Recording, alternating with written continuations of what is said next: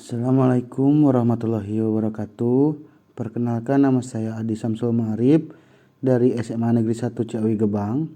Di sini saya akan memaparkan pemecahan masalah siswa SMA 1 Ciawi Gebang, yaitu penggunaan handphone yang berlebihan.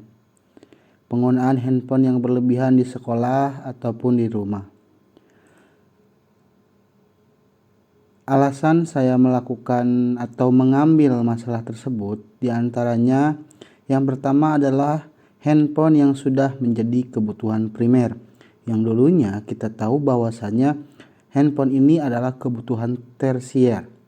Tapi karena kemajuan teknologi dan kebutuhan masyarakat akan komunikasi sehingga handphone ini menjadi kebutuhan primer. Selanjutnya, penggunaan handphone yang kurang bijak oleh siswa, baik itu secara berlebihan ataupun terus-menerus, yang menjadikan siswa menjadi kecanduan handphone ataupun mengalami dampak-dampak negatif dari handphone tersebut. Selanjutnya, banyaknya siswa yang mengoperasikan handphone saat kegiatan belajar mengajar tanpa seizin guru. Ini sering dialami oleh banyak guru, di mana ketika belajar mengajar siswa asik chatan ataupun siswa malah asik bermain game, seperti itu. Selanjutnya, deskripsi permasalahan. Dunia informasi saat ini seakan tidak bisa terlepas dari teknologi. Komunikasi yang dulunya memerlukan waktu yang lama dalam penyampaiannya, kini dengan teknologi segalanya menjadi sangat dekat dan tanpa jarak. Ya, awalnya teknologi memang diciptakan untuk mempermudah kegiatan manusia. Contoh, pada salah satu fasilitas canggih pada masa kini yaitu telepon genggam yang lebih dikenal dengan nama handphone. Jadi memang karena kemajuan teknologi yang memaksa handphone ini menjadi salah satu kebutuhan primer dan sangat dibutuhkan oleh setiap orang. Lalu perkembangan zaman yang semakin maju menuntut masyarakat untuk memperoleh informasi secara mudah dan cepat, yang semuanya sudah dapat diakses secara online. Kita sekarang tahun 2005 ke atas mungkin sudah mengenal apa yang disebut online. Dulu ketika saya masih kecil, saya belum tahu apa itu online. Namun sekarang setiap orang tahu dan setiap orang punya sesuatu atau sosial media yang memudahkan mereka untuk memiliki status online ini.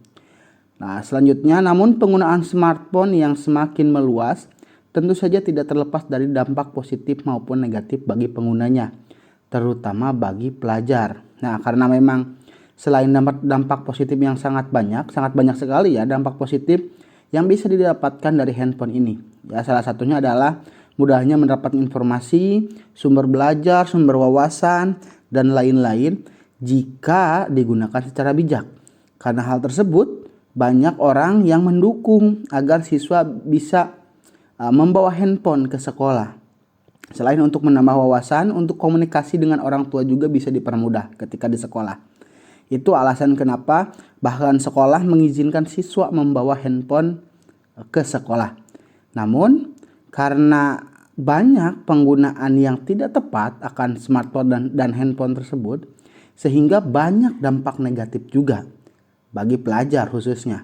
Nah, di sini sekolah sebagai salah satu lembaga pendidikan siswa memiliki kewajiban untuk mengatur dan mengarahkan siswa dalam menggunakan handphone ke arah yang positif. Seperti itu. Lalu selanjutnya, akar permasalahan. Akar permasalahan pertama yaitu siswa mengalami kecanduan. Kecanduan game, kecanduan film, ya drama Korea, ataupun hal apapun yang ada di dalam handphone yang menyebabkan siswa mengalami kemunduran dalam belajar, seperti itu. Lalu siswa mengoperasikan handphone di kelas saat kegiatan belajar mengajar, ini sudah tentu. Selanjutnya, siswa tidak menggunakan handphone secara bijak, nanti yang tadi masih secara berlebihan, ya bahkan terus-menerus. Ya, tidak mengenal tempat, tidak mengenal waktu, seperti itu. Siswa malas membaca buku. Nah, karena penggunaan handphone ini menyebabkan siswa malas membaca buku karena mereka menganggap Sekarang informasi itu sudah lebih mudah diakses dari handphone. Namun pada kenyataannya mereka tidak mengakses informasi tersebut. Adapun mengakses ketika diperintahkan oleh guru, mereka mengakses sebuah informasi, mereka tidak membaca dengan seksama. Seperti itu. Itu perbedaan antara membaca sumber dari internet dan sumber dari buku.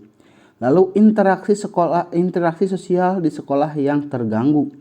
Ya, banyak apalagi siswa-siswa yang menggunakan handphone secara berlebihan, ini interaksi dengan siswa lainnya sangat kurang sekali. Ya, interaksi antar teman, ya, tidak ada diskusi, ya, tidak ada literasi yang dibangun di sana, sehingga apa? Sehingga interaksi sosial di sekolah yang terganggu. Akibatnya banyak siswa yang merasa asing di kelasnya sendiri. Seperti itu. Selanjutnya, alternatif solusi. Yang pertama adalah memaksa siswa dalam penggunaan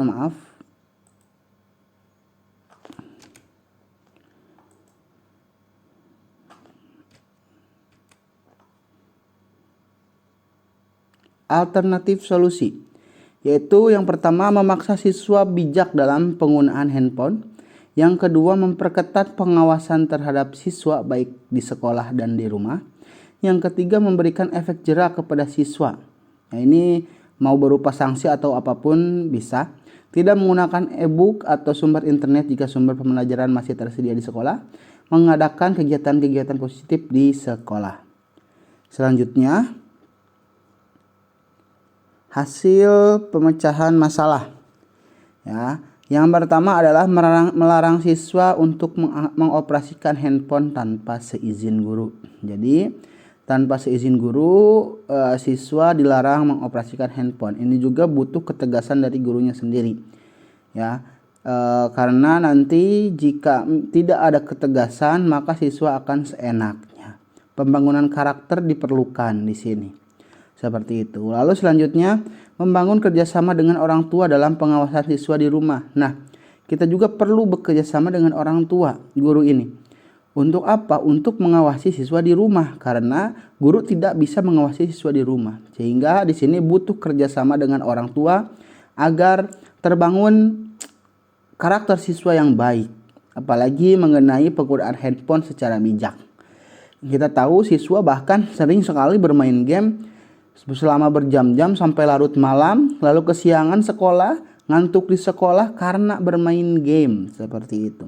Di sini perlu pengawasan dari orang tua, perlu peran dari orang tua atau wali terhadap siswa di rumah. Lalu memberikan sanksi terhadap siswa yang menggunakan handphone secara berlebihan khususnya di sekolah.